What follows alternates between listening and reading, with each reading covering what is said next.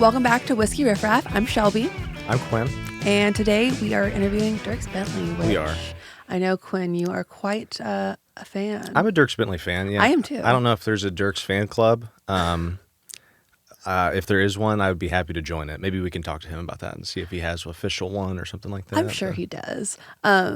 I feel like he's like one of the only artists we talk to where I actually grew up on them. Like I remember my very first CMT music video I ever watched was a Dierks Bentley video. Right. So yeah. like he's like someone that like we actually grew up on. A lot of like Tracy Lawrence, we might have like grew up on his music, but it wasn't like in his prime per se. And Dierks has been getting after it for a long time. And so I think that's what some of the stuff that we're going to talk to him about today. But yeah, like I remember Dierks Bentley songs being on whenever I was younger. And then, I mean, fast forward to this past year, like I was in the pit of a Dierks Bentley concert. So like, you know, I don't know if I'll mention that to him. I don't want to freak him out, but yeah, I think that this is going to be really cool to get to talk to him. And I know we had him on the podcast, Yes. what was it, around this time last year? Yes. And I was out of town and devastated. So I'm very excited to be present for this interview today. Which since that day, I have been able to say Dierks Bentley is the coolest phone number I have in my phone. Oh. Because he was showing us a video of himself and Lainey, and he was like, here, send it to yourself so we could use it for Whiskey Riff. And so now I have his number. Although I would never, ever Right, exactly. dare to use it. But I was like, Exactly. Is that the biggest number you have? Oh, for sure. Okay. For sure. That's cool. Yeah. But Was that your Dierks story that you were telling me about, or is there another Dierks story that you had? I think that was Okay. it. Yeah, I have his phone number. That's cool. But yeah, I'm really excited to talk to him. He has a new album coming out. So when we already have artists on, I feel like we get kind of ask things that span their entire career. And this time we actually get to dive into the new album, which is really exciting. Yeah, so I'm excited to talk to him about all the new music. What is your favorite Dierks Bentley song? You know, that's a tough question for me, but Same. I think "Drunk on a Plane" is my favorite Dierks Bentley song, just because of the humor that's in it, and then there's a little bit of a connection there for me. I know you had a Dierks Bentley story, and it's probably cooler than mine, but I think around fall last year when he was on his Gravel and Gold tour, my wife and I, or actually my fiance at the time, went and saw him, at Bridgestone Arena, and then went on our honeymoon.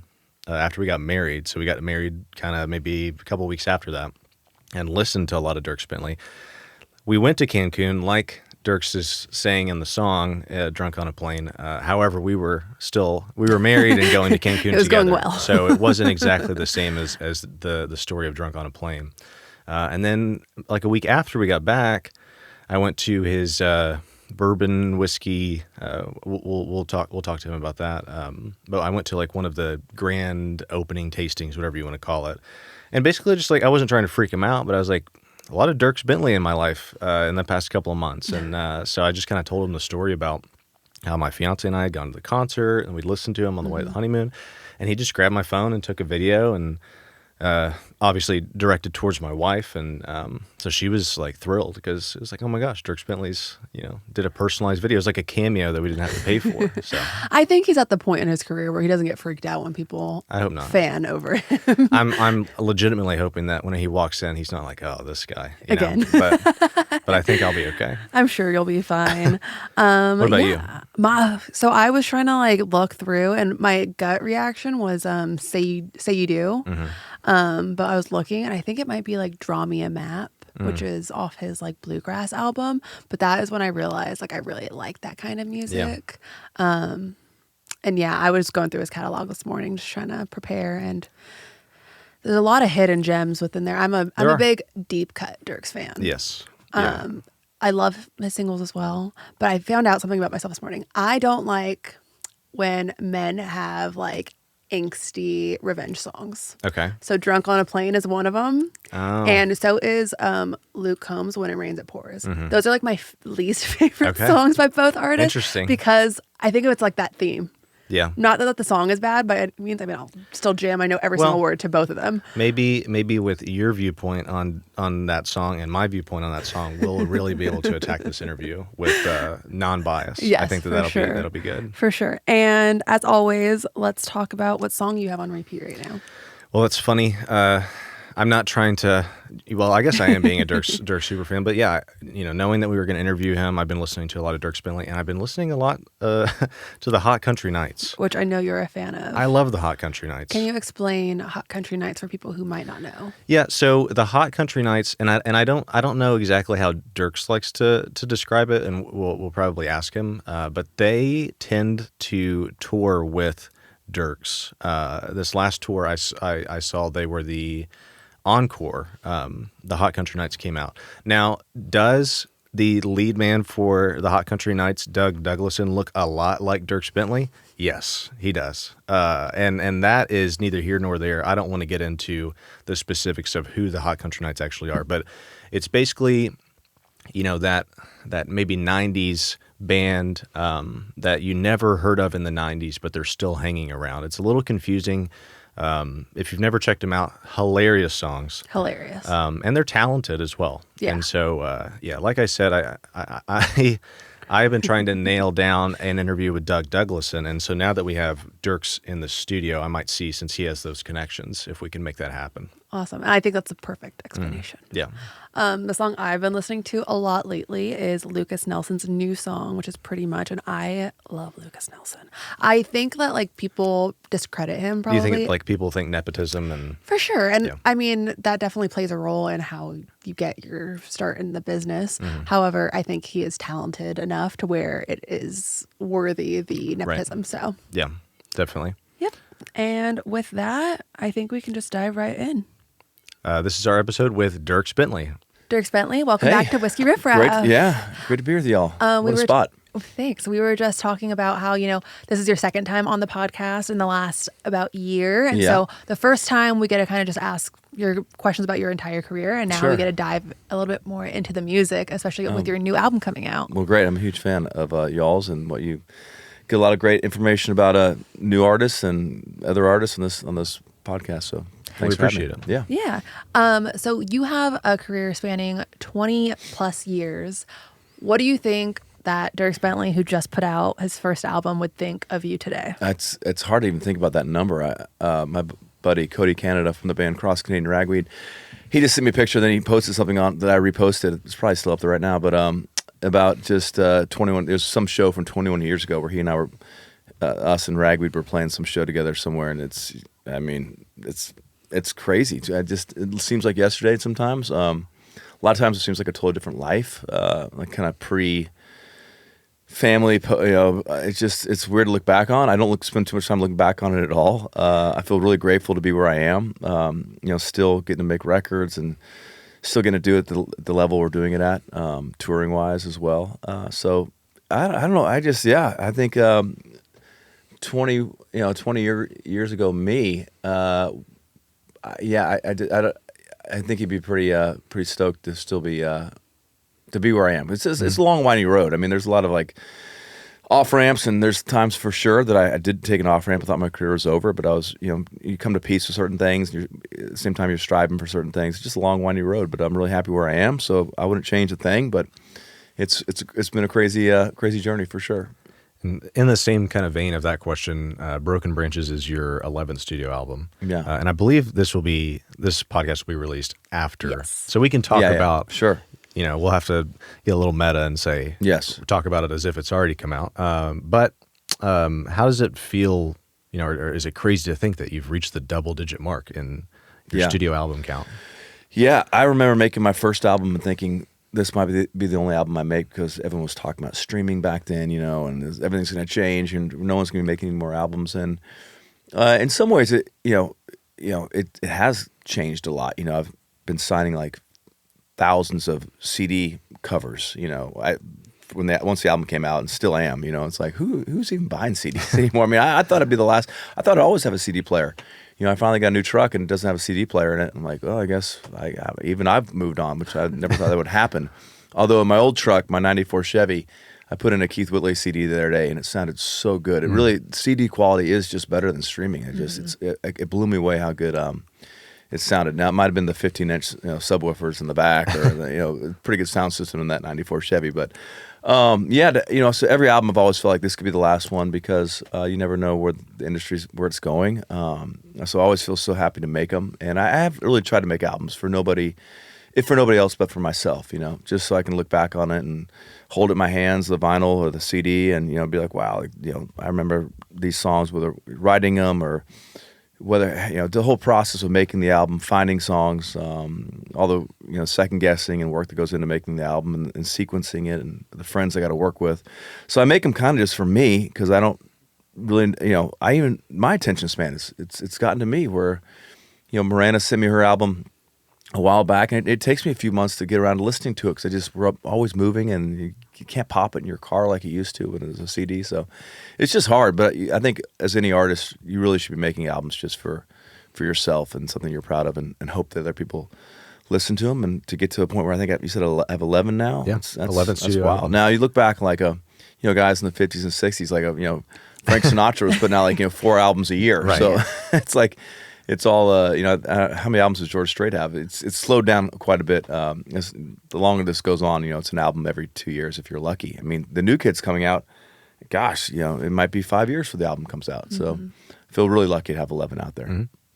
And on the new album, you have a collab already out with Steven Wilson Jr. Yes. I'd love to know how you became a fan of his music because he is kind of still, I'd say, underground, underrated. Maybe, but yeah. I mean, if you don't know, not for too long. Yeah, if you don't know who Steven Wilson Jr. is, you're lucky you because you just discover something new. It's exactly. always I feel like the same way when I discovered Hardy or I discovered Red Clay Strays. It's like, wow, you're so excited to have that new band in your back pocket, and you get to go tell your friends about it. And I've told 10,000 people about not even on social media, just in person about Steven Wilson Jr.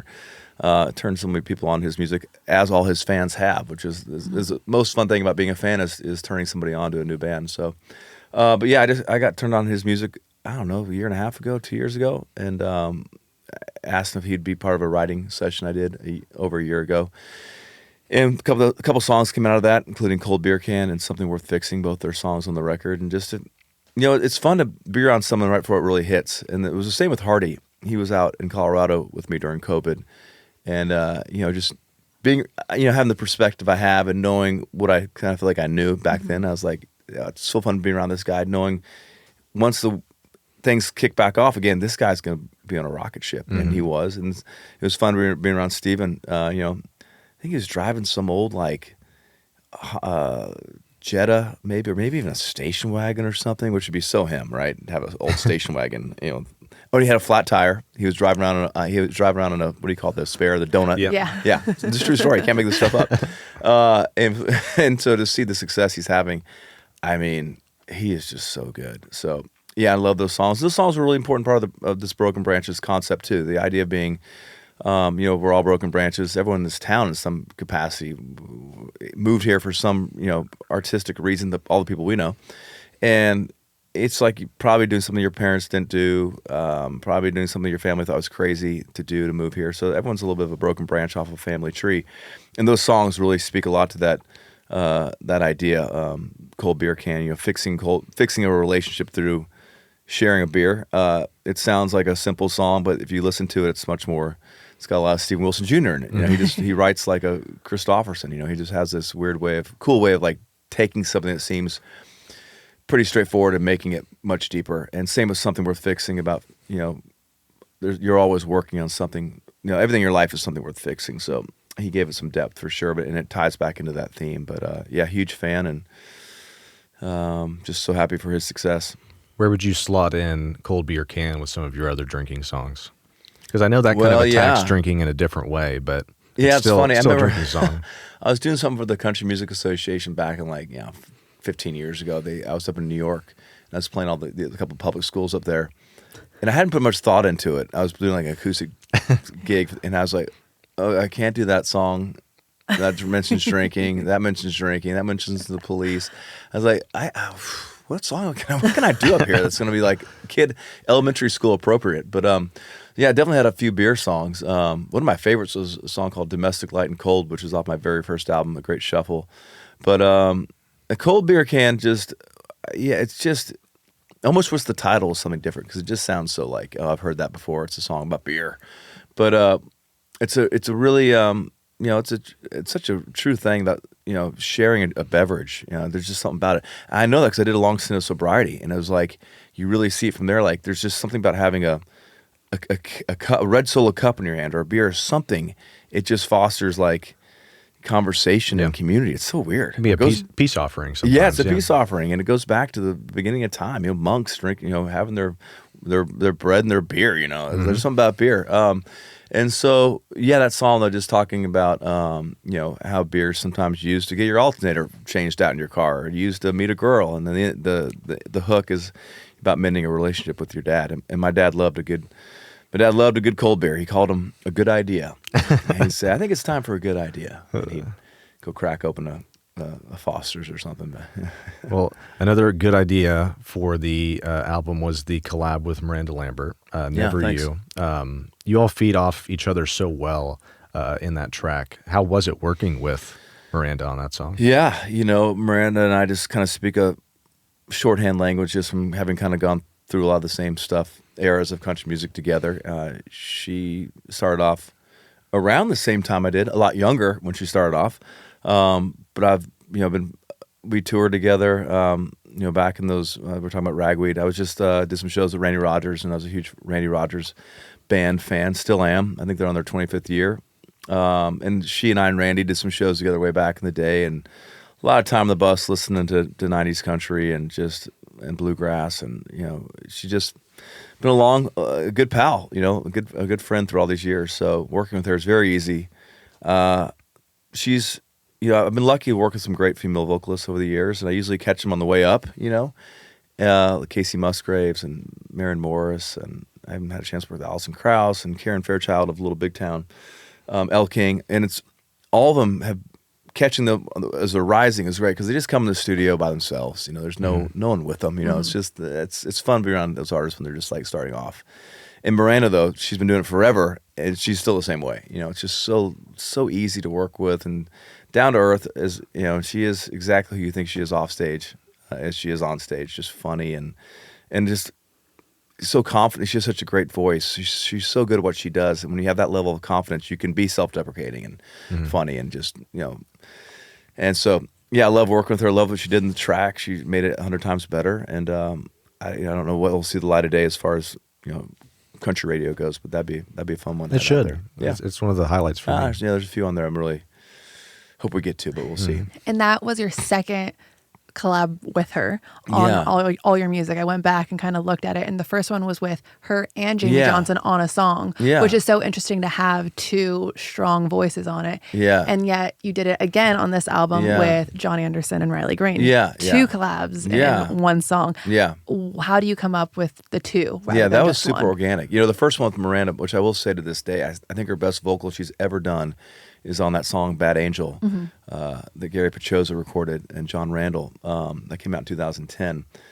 I love that track, but that was a little more planned because that song has like 3 separate kind of like verses. This last one, I asked Riley Green to be on it because we toured together, and he's definitely a broken branch. He's doing it his own way. He's just got a lot of respect for the way he's built his career. And as we were recording, I was listening to him, and I actually have like a Post-it note in my truck that says, am I missing a way to make the moment I'm in more special? It's just a reminder, like the Savannah Bananas thing I was at the other day. I went to do a sound check there, and I didn't bring Knox. He was at home. We played basketball, and I left him to go sound check, and I got down there. I'm like, I'm down here in the field with these baseball players. Why did I not bring my son?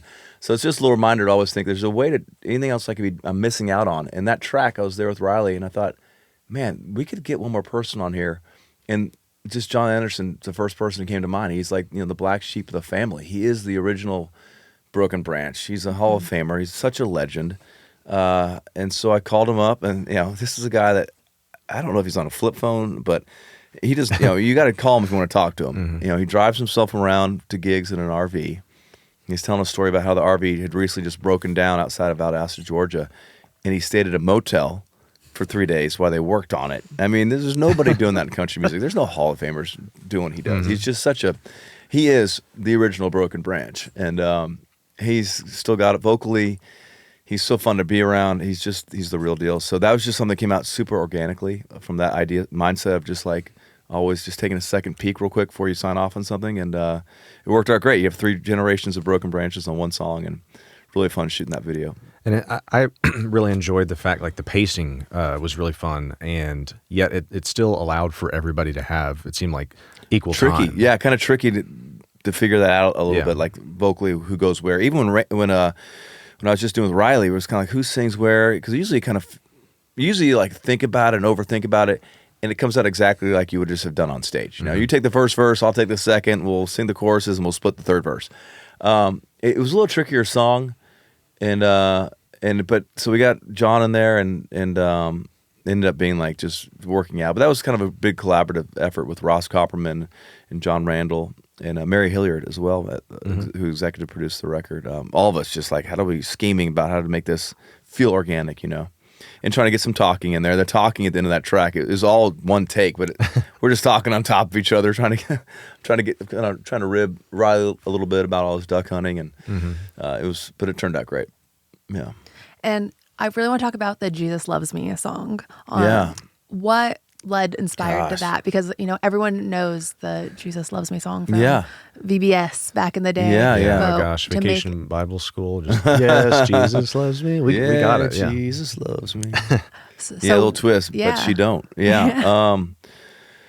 Well, yeah, I feel like that when I heard the song, again, I tried to find some sort of theme to wrap the album around, and I found Broken Branches. I didn't write that song. Graham Barham actually was one of the writers in that song, and that really became like the theme. And so this, you know, Jesus, small town, broken branches, leaving, you know, searching. The idea of, you know, that spiritual component was really important, but certainly with a twist, you know, the heartbreak. I heard that song. I mean, it's an unbelievable song. It's so good. It's another one. I feel so much pressure cutting like outside songs because, you know, the folks that wrote that song, I mean, that's got to be the best song they wrote of that year whenever it was written. So now I have possession of it, and like I got to go cut it, and I really got to make sure I cut it the right way that gives it a chance to see as much daylight as possible, whether that's just streaming or maybe a single, which I would love. But just killer song. I mean, it's so good. It's so good. I mean, that's just songwriting. You know, I'm really partial to Nashville songwriting. You know, there's a lot of artists that are really big out there and that you know, the kids love and whatnot. But like, I just, it's hard for me because I just listen to the writing and I'm like, I'm such a Nashville songwriter, like the craft where every word matters and every line matters and every verse matters. And there's just, you're editing and just, you know, tonight I'm dusting off the Bible, you know, and tonight I'm dusting off the Bible instead of hitting up the bottle like I do, you know, and I just trade in this bar stool for a hardback old pine pew and drown out your Dear John with some Matthew, Mark, and Luke. Oh, like she wrote him a Dear John letter. I mean, who writes that way? That is such Nashville, like that, you know, that's not ChatGPT either. That is like real Nashville, someone that's been pounding their head against the wall for 8 years, you know, and just learning the craft. And guys like Tony Martin, you know, who I was lucky enough to write with back in the day, who, you know, wrote everything on a Post-it note. And if it didn't fit the Post-it note, you know, each verse gets a Post-it note. The chorus gets 2 Post-it notes. And when you get done, you just stack them on top of each other, slap it on the cassette, put a rubber band around it, throw it in the drawer, write the next one. I mean, that's like the editing, the craft of Nashville songwriting is just is unbelievable. And that song is a perfect example of it. And how does it feel as an artist to kind of inject some faith into your music? Absolutely. I mean, you know, I wrote a song, didn't make this record, but, you know, called The Older I Get, the Longer I Pray. You know, I think just the older you get, the more gratitude you have for your blessings and recognize that every day is a gift. And so getting some of that into the album for sure, especially with this theme, was really important. Mm-hmm. And another song that stood out, I think, to us was Off the Map. I really enjoyed that one. Is there a song you can speak on that? Yeah. Or no, I hope that song's a single too. I was driving out to Hickman County, and I got that song sent to me, and I popped it on. And I was like, you know, just tears were just like, it resonated so hard with me about just personally wanting to get off the map. You know, just having lived in Colorado and just watching the city grow the way it has, but also having kids and technology and just how it's changing, you know, childhood so much. And it's just like, I mean, the one thing that's still so real to me is like being out in nature, whether it's even being a park, but certainly being like in the woods or just somewhere off the map. But what I love about that song, again, Nashville songwriting, is that it's like don't have to be like that. It doesn't have to be literal. It can be in a bar stool down at Roberts. It can be in your couch. It can be in a lawn chair. It can be also out in the woods. But just anywhere you need to go to get off the map is what it's about. And simple but so well done. Also, I got sent that song just as a guitar vocal. So again, the pressure of like. A lot of songs you get these days are fully produced. And it's like, oh, cool, that's how the songwriters want it to be. We can kind of play off that. But like, that song was just a guitar vocal. So it's like, wow, I gotta it's up to us to really, give it a chance to be as big as it can be, but also don't mess it up. So maybe this is just a stripped down version of the song. But maybe the songwriter wouldn't like that because they're expecting us to do something great with it. It took me 3 times to cut it. Ultimately, our guitar player, Ben Helson, put down a great acoustic part, and I think we just kind of use hand drums, just using the hands, not even using brushes, but it still feels really big. A lot of steel guitar. I'm trying to find a way to work that into the show as well because it's just a great song. Great message. Sitting here talking to you, you've mentioned pressure that you feel twice. How are you managing that pressure? I feel like the older you get, the larger your career is, more people are relying on you and your career. Yeah. So how do you manage it all? I just remember hearing horror stories back in the day, when I was in the 90s when I was working at CMA as an intern, or all the jobs I had around town pouring coffee and working in publishing companies. And, some of these bigger artists would put like 30 or 40 songs on hold, and they only cut 10, but those songs might be on hold for a year. And back then the hold was like much more respected. If so-and-so had a song on hold, nobody touches it until it comes off hold. Now songwriters have direct connections to artists and things are moving, quicker. But that always kind of stuck with me. Like, these great songwriters in town, even the best of the best, maybe write 3 A+ songs out of the 120 they write a year. And as a bigger artist, whatever I am, I get access to some of those songs, So I feel tremendous as a songwriter too, and just feel tremendous pressure to do right by that artist, because the song, and also if the song's not for me, make sure I get rid of it quickly so someone else can go cut it. Like Dirt on My Boots, that got pitched to me. I'm not sure if it got pitched to me and John Party at the same time, but I heard that song and thought it's a huge smash. It's just not totally right for me, and quickly, passed on, knowing it's a huge hit for someone, because I just want that song to find the right home, and it did with John Party. I mean, that song was meant for him. But yeah, as on the road with my guys and in touring and everything, I feel a lot of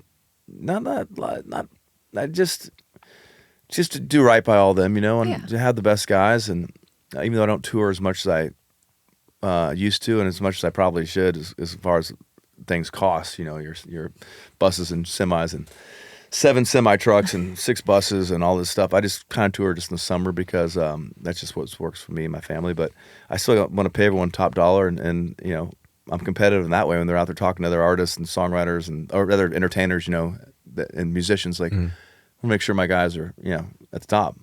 And I constantly, so that requires just make sure we're doing the best we can do to keep touring in a way that's like big. And so there's pressure in that way, but really I learned a while back, just make the best albums you can make and let the music and the fans, take it from there. If you're trying to make records for touring, or write songs that might sound like a good tour title, it doesn't work that way. You just got to separate the two and hope that they cross over in some way. And Nashville songwriting has been a common theme throughout our conversation so far. Do you feel an obligation to help Nashville songwriters when you're putting together an album? Because you're a songwriter yourself, but it sounds like you do enjoy getting to cut others and help others out. I mean, I play hockey with Trevor Rosen of Old Dominion, and I song "Say You Do" was his second number one, and I remember being at the ASCAP songwriting party, and his whole family's there. His little girls are in cowboy boots, and everyone's crying. I mean, it's such a big deal for to be a part of someone's first song. And Ross Copperman, who's one of the biggest songwriters in town, I think I had his first number one with "Tippin' on Back." So that's always fun to give someone. But yeah, I love digging into the community. I think it's what makes Nashville unique is just all the great songwriters. And every album, Mary Hilliard, who's not here, but my manager, who I made forced to executive produce the album, because she really helps me with the vision, and she's a really good source for songs. They come to her, and she's great at going through them and trying to find, not to beat a dead horse, in the ground, but the broken branches of songs. We're trying to find the songs that are a little different. Trying to find the songs that have been left out. Trying to find the songs that aren't, they're just a guitar vocal. They're a little weird, a little left to center that we can, bring to life in a way that maybe somebody's just trying to, find that radio hit isn't maybe looking for. So. It's a fun process for sure. I also love hearing that, your manager was part of the creative process, because we actually had the opportunity to go hang out with Eric Church's manager, and how John Peace is very involved. Very involved. I mean, and it's just super involved. But like, it makes sense when someone's so invested in someone's career that like it kind of crosses over, but we don't really see that often. Yeah. So. I'm a huge John Peace fan. I mean, he is like creatively, I mean, he's got his fingers in the whole thing from the very beginning. Yeah. We've only met him once, but it was like, holy smokes, this guy's pretty cool. He is behind the scenes pulling strings. He's incredible. What an amazing manager, and I'd love to read his book one day. But my manager as well, Mary Hillard. We met. I think we started working together in 2000. Gosh, she started as a publicist. I want to say 5 or. Back in the aughts, let's just put it that way. It's way back there. But we just had a shorthand, and just able to really work together well. And usually I'll make the record, and then she'll come in, and we'll kind of start going from there. But this time around, it's just like, let's just collaborate on it together from the very beginning. And she's amazing. I mean, she can do it all, and really fun having her involved from the very beginning. And also, she came up with some great creative ideas in the studio too. The solo on "She Hates Me," we were kind of struggling. What kind of solo goes here? And she yelled at Jed Hughes. She's like, "Just pretend like you're." What would 17-year-old Jed Hughes play if he's in his, in his room by himself, sitting in front of his amp on the floor? And he's like, "Oh, he'd play this." Perfect. It's just kind of this wild, crazy solo. So she speaks that musician language as well. So really fun collaborating on that. And in "She Hates Me" and throughout a lot of all the songs that you've released in your career, I recognize that there's a little humor that's often interjected. Is that something that you like to put into some of your work? I usually gravitate towards like the more serious songs, even from the very beginning. What Was I Thinking was not my first choice for a single, even though I wrote it and I loved it. I always kind of like, let's put out, I just like more traditional, I like the heavier country song, and just with a great hook and just, but then I'm so thankful that their songs come out, thank God. What Was I Thinking was a single, and Drunk on a Plane. I mean, I've told the story many times. I almost didn't put it on the album because it didn't really fit the theme of Riser, of that record, but luckily we did. And this song, "She Hates Me," was kind of written in between what I'd call two serious songs. It was spending a day writing with some friends. We'd written one song, and we were taking a little break to kind of just reset before we dug into another one. And someone started playing that groove, and the title came out. And next thing you know, we're like, well, let's just go ahead and write it. And it was written relatively quickly. And it's a funny song, but lyrically it's really well written, which I always say, as long as the writing's great, you can get away with a lot of other stuff. And so the writing, Chase McGill and Ashley Gorley, and just the writing turned out, and Ross Copperman turned out great. And and so it has a little bit of fun. And my show, if I'm sitting down playing a song for you right now, I'd probably play something like "Standing in the Sun" or "Off the Map," but I don't sing 5150 and to myself at home. But on the live show, I'm so thankful I have those songs, because I know as a fan out there watching the show, it's kind of what we do. We have a lot of fun. And some of the Hot Country Night stuff kind of spills into like the main show sometimes, and Mary will be like, "Hey, you got to dial back the bits. There's too many bits happening between just the band guys. There's so many little bits throughout the whole night. So dial the bits back. Let's save those for the encore." But "She Hates Me" definitely is fun, and I'm looking forward to seeing how it goes over in the live show this summer. I hate to ask this question because I want to make sure that people get a moment to absorb the music that they haven't even had time with yet. But do you see yourself ever making a bluegrass album again, like Up on the Ridge, or a concept album? I think about it all the time. I was just on the way down there today. I was listening to Ricky Skaggs, and I'm a huge bluegrass fan, and I love that Up on the Ridge album, and I'd definitely love to make another one with John Randall again, maybe Gary Pachosa, who's incredible. He's such a great engineer and has worked with all the greats like Molly Tuttle and everyone. He's just, and Sierra. He's amazing. So, I'd love to do that. So I don't know, maybe that'll be the next one. You know, this album's great. This tour is gonna be so fun with Zach Top, and see what next year looks like. He usually tour for 2 years, and then maybe dig into something like that. I have a great band that's capable of playing both types of music, country and bluegrass, and it'd be fun to tour with them again in that capacity. Maybe go do some stuff with the Travel McCurrys or Del McCurry or something. And speaking of potential future music, have you ever thought about collaborating with the Hot Country Nights? Because you guys seem to spend a lot of time together anyways. Yes. Yet you've never had them on a track. So I just wanted to put that out there. That'd be a great collaboration for sure.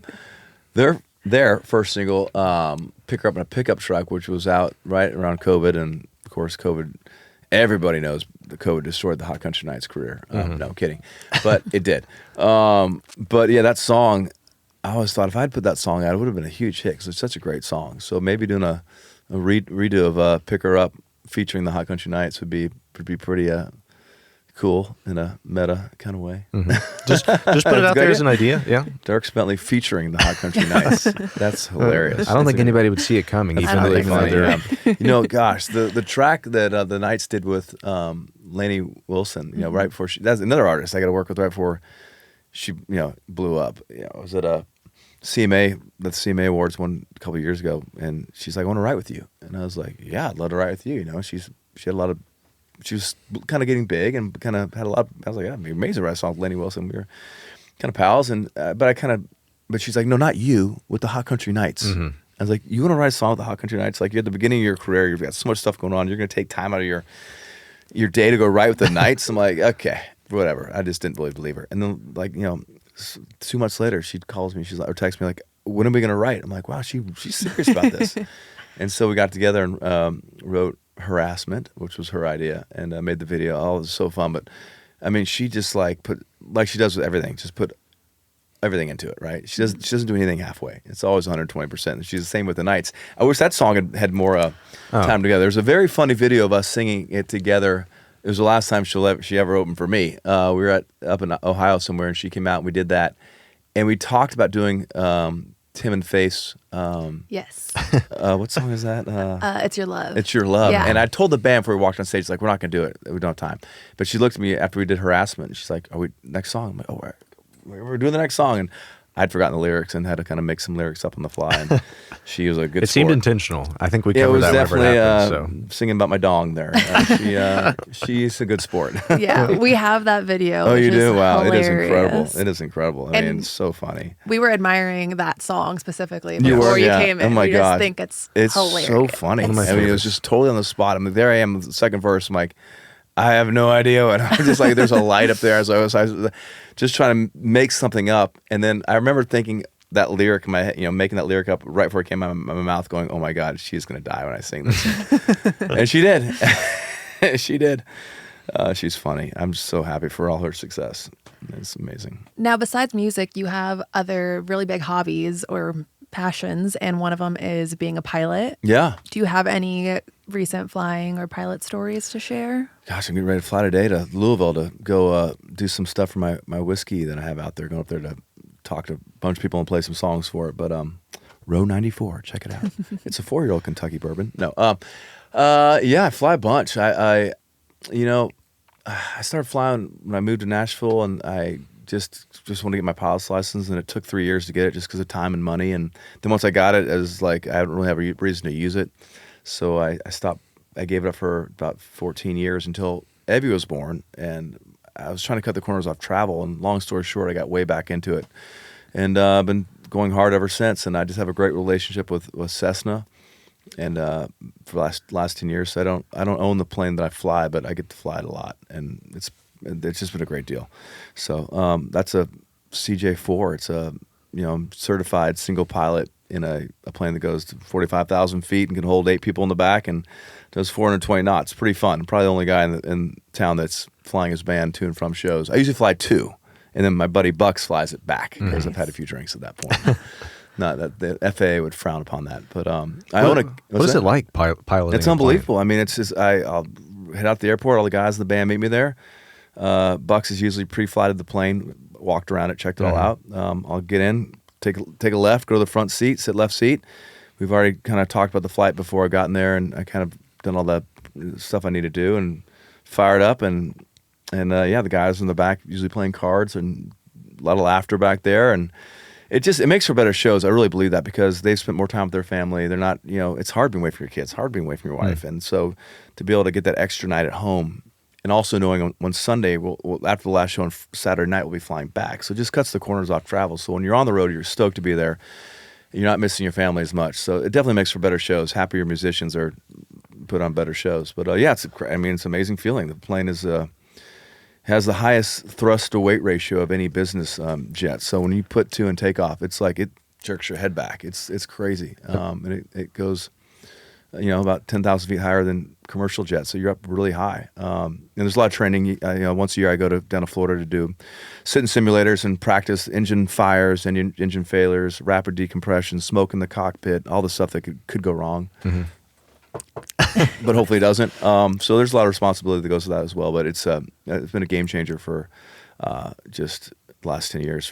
I wouldn't be able to do what I'm doing touring wise with 3 kids. My son plays travel hockey all over the country. My other daughter's bouncing around for doing theater, and my oldest daughter is sophomore in high school, so going to be a junior. So I need time with them. So without air travel, it wouldn't be possible. And 2 quick follow-up questions about that. One, do you have a captain's hat? I do for Drunk on a Plane on stage. I didn't know if you just brought that to the plane too. Or his name's Captain Holden Johnson, and Holden Mike Johnson, and he does wear a captain's hat on stage, but gotcha. I don't have one actually on the plane, no. And then my other question is, like, has anyone ever recognized you, like, through comms if you're talking to somebody? Yeah, I absolutely have. So you have a squawk code. You get every plane that has a code that ATC uses, air traffic control uses to separate planes and keep them separate. And sometimes I'll be up there and they'll say, call the tail sign. Change your squawk code to 5150, and that's how I know they know that I'm on the flight plan or something. So yeah, I own a Caravan, which is a propeller plane, a really cool turboprop, and I fly that around a bunch. And I usually get the squawk code 5150 for that. But on the citation, my name's usually not on the manifest, so not as much there. Gotcha. Now you can tell me to move on from this question if you don't want to answer it, but I'm genuinely curious: is it cheaper for you to pilot for your band, or yes. It is? Yeah, I have a really great deal with Cessna. Yeah. So great folks. I mean, a lot of their customers over the year. Cessna, people that fly those citations. I'm not talking about private jets. I know it's crazy, this conversation, but a lot of people are just like guys that started a dog food company and it exploded, or a guy that's doing agricultural work and he made enough money to where he's able to travel places. So it's really like, the people that fly these citations are like people I can relate with really well. There's the guys that had success. They didn't, this is not like they're bouncing around the country in their Gulfstream, just have for fun. These are like working folks that they need this aircraft to get to places to do their jobs, and they came up, they did their bootstraps. So I really relate with them, the customer base, really well. So they'll come out to my shows. They come backstage and shake hands, take pictures, hang out with them. I do some fishing trips with them, which is twist my arm. I have to go fish with these great folks. But so financially it works out in a way where I take the guys with me, and it's a pretty sweet deal. And so as far as I'm A-list Southwest. I fly Delta. I fly anything. I don't care. I just gotta get from A to B. I'm not particular about how I get there. I just whatever's gonna be easiest, most safest route to guarantee I make the gig in time, and I'll fly whatever. I don't care. There's some airlines I prefer not to fly. The legroom gets a little tight in the back of some of those planes. But I'm a big Southwest guy, and I do love some Delta. Just whatever the guys. It is usually cheaper for them to come with me if we're doing I don't know. The bus is gonna be there anyway, so I don't know if it's cheaper, but I just might as well fill it up, and I love being around the guys. When I'm flying home at the end of the show, being back there playing. We're usually playing a game called 5 Crowns, which is a really fun game, card game. It's just really fun, yeah. And I'm assuming you used to live in Colorado. You've since kind of made your home base back in Nashville, right? Yeah. What was that like? What prompted that move back? Because obviously, my wife. Okay. She wanted to be back. Short answer. Yeah. My wife wanted to be back in Nashville, and Valid the girls, I think missed it as well too. But there's some therapy involved there because I really did not want to, There's the last song I put out in the album going into COVID was "How I'm Going Out," great Jesse Alexander song, and John Randall too. And it really was like, when it's my time to step off the merry-go-round, and I was honestly kind of ready to step off. I just love being in the mountains. I love being on my bike or obviously on my skis or anything just involving outdoor fishing and hiking and camping. I was just ready for it. Yeah. But I came back to Tennessee, and I have to say, as usual, she's right. My wife's right about a lot of things, most things, and being back here in Tennessee now, I just have a newfound appreciation for it. I've been there for 30 years. I needed a break. I mean, but now that I'm here, I mean, I don't know where y'all are from originally, but I mean, Tennessee is just. I mean, Nashville in particular is a great city, right? It's just. I mean, I see why every person your age is here, and I mean, where else are you going to go? It's the most fun city in America. It's so cool. But then, for me, I mean, there is so much outdoor living here, and there's so many trees. I mean, this town, I think of Nashville, I've thought about it in different ways over different years. When I think of Tennessee now, when I think of Nashville, I think of trees. It's unbelievable how many trees we have here. Yeah. I mean, what they go through. In the winter, they're dead sticks, right? There's just nothing, but your visibility is great. You can see the sky everywhere. And then, the fall, in the spring, you get these amazing colors that come out. And now it's just like being in Costa Rica. There's so much green trees everywhere. It's crazy, especially being from Arizona. And then the fall, the colors. It's just it's a great place to live, nature-wise, as well as the music scene. So I've refound my appreciation and love for all things Tennessee. And Shelby used to live out in Colorado. You did. And so it was kind of an adjustment. However, if you drive 10 minutes out of Nashville, you don't have to drive far. It is just as beautiful. I took a 2-hour drive from Chattanooga to Nashville I've done that drive Monday, many times, and I was like dreading it, but it was like the most beautiful drive. I just could not get over how beautiful the skies were. The trees were so green. Get across the ridge there. Yeah, I mean, Nashville to Chattanooga, it's just beautiful vistas. Same with Nashville to Knoxville also. I mean, amazing views. Nashville to Memphis, not so much. Fair. That is a long 3-hour drive. Yes. This view nothing. never changes. The highway is just those trees, and it's just straight, and it's like, oh, that's a tough one. But, man, to Knoxville or Chattanooga, which also those towns are growing like crazy too. Yeah. Beautiful drive. There were Survivor rumors Yeah, I swirling know. around Yeah, that's right. earlier this I year. forgot about that. Yeah. I think you confirmed they were false. However, how do you think you would do on Survivor? Do you have any interest? I mean, I watched that show. It was a family show. We love watching. It's a great show to watch as a family. And there's so many to go back and watch, which is great. You can go back and dig into so many episodes. It's, I think everyone that watches it thinks in their head goes, I wonder how I do out there. And I think I do good. I don't know. I like I'm good at the social game. I think I'd be good at the physical stuff. I think I could hang in there in some other some of the more like mentally tough challenges. I think I could stick in there. I think just being a father and all that goes with that. It's just there's a reason why I can do a cold plunge longer than most people. It's because like that's easy compared to like the screaming and the crying and the sleepless nights and the mixing a hangover with like no sleep with screaming. I mean, it's year after year. I mean, that is just like you just get so tough being a dad. And I've had guys out on the road that they're much stronger than me, but I can take them in the middle of games like a cold plunge or something like that. That'd be a great Survivor challenge. I'd do well in that one. But then the reality is I look at that, like, think about the sleep. I mean, they're just sleeping on a beach with the bugs and just for me, I'm a terrible sleeper. I have like I have Tempur-Pedic pillows, and I have earplugs in, and a sound machine, and a chili pad. This is the device that keeps your bed like really cold. Just you put it under your sheet, and it just runs like pipes cold water through your bed, and kind of mimics like sleeping on the ground, but on your mattress. I'm like, I just know. My wife can tell you. I'm like, I was hooked on Klonopin for like 8 years. I've had like sleep has always been a hard issue for me. So the reality is I'd probably get out there and like 4 days in be a total zombie. I was texting a little bit with the show producer about it. I was like, I might need a separate island. Is that possible? Like with my own generator and all my little sleeping aids But so like Survivor Dierks Bentley, and it's just deluxe. You kind of just like on the beach glamping. hanging out. Yeah, I knew Survivor glamping. It's like a Survivor spinoff. It's just like celebrities and all their ridiculous requirements. I'm sure people would tune into that. Yeah, maybe. That's such a great show. I mean, we love watching it. And huge fan, and maybe one day we'll see. Maybe one day down the road. But so not ruling it out. I'd love for my wife to do it. I think she'd be. Yeah, that'd be. I think she could get on there. Maybe and nobody would know who she is because she has zero social media presence. So if she could get on there, I'd be pulling for her, and I have another friend in town, Natalie Clements, she does all the training. She shot so many videos for them. She is like ready to go, and she'd be great as well. So maybe I can support her, but maybe one day myself. We'll see.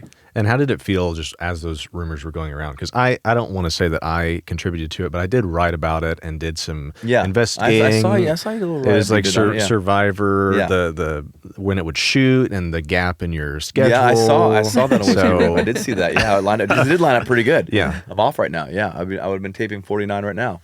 What were you asking? I was just saying, like, that's a little flattering, right? For people to be like, oh yeah, Dierks could do Survivor.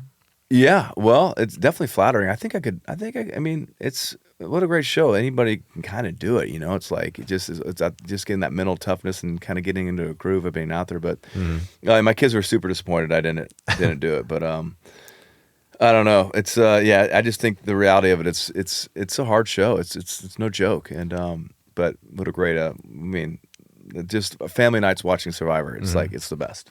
And you mentioned your daughter was starting theater. Is she also the same one who did the national anthem recently? My other daughter, my oldest daughter, singing the anthem everywhere. Yeah, she Awesome. it's been really fun. My oldest daughter has an incredible voice.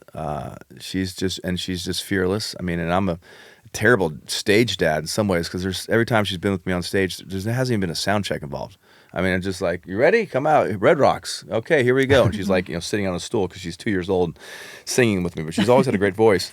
But yeah, the last year she's had a chance to sing the anthem. Games that were attended by high school games with 10 people in the crowd to sing at Vandy basketball with just a filled Memorial Gym. Vanderbilt men's baseball game. That was super fun. So she's been doing it a bunch. So that's been awesome. My middle daughter is one that's pretty crazy about theater, and she's usually involved in 2 plays at one time, and doing she'll go off to summer to go work at a college somewhere for a few weeks, and this is all audition stuff too. I'm always telling my kids, hey, do stuff where I can help you. Let's get that Nepo thing going. I mean, come on. Do something in Nashville. Like, I know people here. No, my son's going to be a hockey player. My daughter's going to do theater. I mean, these are things I can't help you at all. So, I mean, the audition process for this stuff, watching my 14-year-old just the tears and just trying to audition to make a video with the green screen and just not getting it right, not happy the way it turned out and getting rejected. And it's just like, and I'm just, all I can do is provide, quotes from Joel Osteen about you gotta say it before you see it, and you can't have a without a test you can't have a testimony, and just trying to give her positive affirmations like keep on grinding, keep on pushing. But she recently just got a really great role she's excited about for high school, and she's going to some different things this summer that she auditioned for and she got on her own. So it's fun seeing the kids, their different interests and what they're trying out for and going for, and just.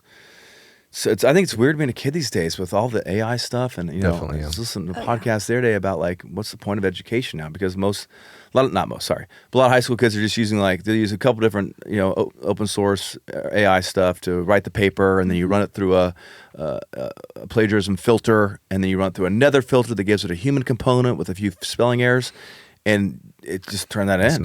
It's like, so you're not okay. But maybe that's a skill they should be learning because that's what the future looks like. So I don't know. Gosh, I'm just so passionate. I'm just so thankful my kids have something they're passionate about. Whether it works out or not, but just to have something you're going for, because it's weird out there. Are your kids your biggest critics? Do you ever try to pass song ideas by them and see what they think, or do they kind of just do their own thing? They're pretty. My wife's has always been a pretty good critic. My kids are super supportive of pretty much everything, although they don't listen. My son loves rap music. That's pretty much all it started with NF, who's an artist, lives here in town, Nate. Great guy who I've got to know a little bit. And then Eminem, and then now it's just like crazy stuff he listens to. Like, the windows have to be rolled up all the way, rolling into school drop off. I'm like, we got, okay. And then my other kids love, they've turned me on so much music. Noah Khan. Everyone loves Noah in my family, me included, and Taylor obviously, and a lot of pop music. So not a lot of country music, but I do remember the time my daughter, we were always listening to pop music on the way to school. One day she put on some Morgan Wallen, and I didn't say anything. And she's like, Dad, can we listen to this? I'm like, yeah, I guess if If you want to, we can, whatever you want to listen to. On the inside, I'm going, oh my gosh, all right. Thank you, Morgan. Got a little country music back in the car. But my wife, back in the day, she's not as involved now as she used to be, but she used to be pretty involved. I'd bring a song home and play it for her and say, I wrote this for you today. And she'd be like, how come the girl has blue eyes and lives in Texas? I'm like, well, a lot of country fans in Texas, and blue rhymed with whatever. And she's like, so she can see through it pretty good. And speaking of kids, you mentioned Cody Canada earlier. We had him on the podcast. Yeah. We got to meet his son, Dierks. Yeah. So how does it feel, for a kid out there who's in their 20s potentially, or close to it? Dierks is almost there. Yeah. Yeah. Well, it's pretty crazy. I got a chance to spend some time with Dierks in Stillwater, Oklahoma, when the boys from Oklahoma, when Ragweed did 4 shows, 200,000 people. And actually, we were both side stage because we were getting ready to go back out with Cody for something. And someone goes, Dierks, you're up. I'm like, I am? I'm like, what? Like, oh, no. That the other Dierks, he was getting ready to go out there and sing a song called Rock and Roll. But that's a huge honor. I remember being with Cody and his wife Shannon at the back, outside the exit in. They always do a prayer, kind of love circle huddle up before the show, and that's when Cody announced that they were pregnant with Dierks, pregnant with their first child, and so been around those guys for a long time, and so happy for their success too. I mean, they've really done it their own way. They've always just done it their way, never taken any short compromises. Cody, they came to town when they were really hot back when 2005-06 when we were touring together. There's some interest in Nashville, and I think they wanted just Cody, with a studio band behind him. And he's like, no, we're a band. We're Cross Canadian Ragweed. And, 16 years of not playing any music together, and ultimately to get to the place where they've done something that most artists in Nashville could never do. I mean, to play 4 sold-out shows at a football stadium. Yeah. I mean, they win. Cross Canadian Ragweed gets the win. They win. So really happy for them, and I hope it keeps... there's so much love there. There's just so much love amongst the band and everybody. I just hope that continues to, they take that across the country, because there's Ragweed fans everywhere. For sure. And we'd love to dive into that more, and we could talk to you for another hour. Yeah. Unfortunately, time is winding down, and we'd love to end with some rapid fire. Okay, sure. I know we're already in May of this year, but what are your predictions for the rest of 2025? Oh, wow. Well, I'm going on the road with Zach Top, and so I can tell you, I can predict that I'll be sitting side stage every night, either me or Doug. I think Doug watching Zach every night side stage would be pretty fun. Yeah. Watching his show every night. I mean, we're such Zach Top fans. Did I say Zach Top? Did I say Zach Ryan? I think no, you said Zach Top. Okay, sorry. You're good. A few Zachs out there. I need another cup of coffee. Zach Top. But if Zach Bryan does want to open for us, that'd be sure. We'd be happy there too. That'd be great for my ticket sales as well. But no, huge. It just love what he does. Everyone loves Zach Top. Zach Top just had his first #1. I mean, that just shows you how much things have changed, right? Mm-hmm. Back in my day, it took like 50 weeks to get that first #1. That's the only way people knew about your music, Right. So you're just hanging on to those #1s to get your live show going. I mean, Zach could have. It doesn't matter. Everyone knows every lyric off every song, off every track. So I just can't wait to be out there watching him. We had him out there last year, and you could just sense that thing right away. That this guy has has that intangible thing. So yeah, I can predict I'll be watching Zach Top every night side stage. That's my main prediction. As far as the rest of the world goes, and I don't know it's pretty crazy out there, but that's my main one. I can tell you that. Yeah. The answer to this question, this next question, might be a Zach Top song. What song do you have on repeat right now? I mean, the song that's probably highest up on my music right now is Father Son from Stephen Wilson Jr. I mean, that's the one I play for people. I'm like, when you really want to hear someone sing with like pain in their voice, and you want to hear someone that's written a song that is pretty much taking a topic off the table now. When people are meeting in Nashville right now to write songs, the song about like being your father's son and that relationship, it's no longer available because Stephen Wilson Jr. has written it to the wall and back. Yeah. It's just done. It's done for all time. It's never going to be better than that. His version's so good. The version with Hardy on it's so good. So it's probably his acoustic version of Stand By Me is another one I play for people. It's just, I mean, wow. So yeah, but yeah, SWJ all the way. Can you name something overrated and underrated? I mean, in a lot of ways, the Hot Country Nights are overrated and underrated. No. In real life, overrated and underrated. Gosh, musically speaking,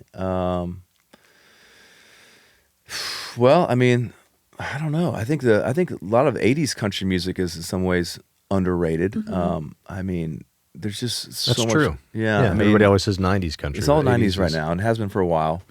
But '80s country, I mean, I was just listening to Steve Warner's "The Weekend" on the way down here as well, and that song. I was looking at Ricky Skaggs on the way down here, and that was a little Steve Warner as well too. But Alabama. I mean, just so many great bands in the '80s, and it doesn't get the attention maybe the '90s does, but maybe we'll start another band that gives more attention to the '80s. Hey, And then they can open for the Knights, and the Knights can open for us. it'd be a full show. It'd be You'll a have full a show. full It'd be a show. full show. It'd be perfect. And then overrated. I would never say the '90s are overrated, but they certainly they've been pretty hot the last few years. But yeah, let's just go underrated '80s country. It's pretty Good answer. Pretty beautiful. What's the largest animal you could take in a 1v1 fight? A 1v1 fight, largest animal. Yep. I have a Navy SEAL buddy. His name's Pat. He lives out on the West Coast, and we had a conversation about this one time. And he was talking about a grizzly bear attack and how he would handle it. Okay. It's like only a Navy SEAL would think about a grizzly bear attacking and Yes. figure out, look at the nuances of the attack and try to figure out, okay, how can I, walk away from this, alive? And his approach to it was so interesting. He goes, I'd offer up the left arm. So he's basically already sacrificing the arm. The left arm's gone. Yes. So I'd offer up the left arm and then try to get, a fist. If I can find a rock, but give him the left and then use my right to punch, the eye and the nose and the face. And I was like, In theory, wow. Yeah, hey, I mean, that's the way I've been lucky to know a lot of SEALs over the years, whether it's playing in Virginia Beach or out in California. And they think about things a little differently. For me personally, maybe, I think I'd be a wiener dog. I think I could probably have a pretty good chance on, Yeah. really kind of use the heel to hold the head down Yeah. and just, strike the stomach. But, yeah, grizzly bear. I do know that my plan now for grizzly bear attacks, offer up the left arm. You can have it. That's yours. Come in with the right. And that could work with the wiener dog too. Yeah, wiener dog. Plenty You of offer the leverage. pinky. You Yeah. get sacrifice the pinky and then, jab with your other finger over here. Last question is, what is your ideal dive bar meal? So pick one shot, one beer, and one bar food. Well, I was lucky enough to live in Nashville back when Lower Broadway was a totally different scenario. I mean, I remember being down there watching the Jamie Hartford band play at Wolfie's, and there was a shooting outside, but it was just two guys both wearing overalls, and they Liberty overalls. That was the brand. You had a Liberty back in the day. That was the only brand that was cool. And they both had one guy shot the other guy with a .22, little hand, walking out of Music City, Turf, which is a really rough bar.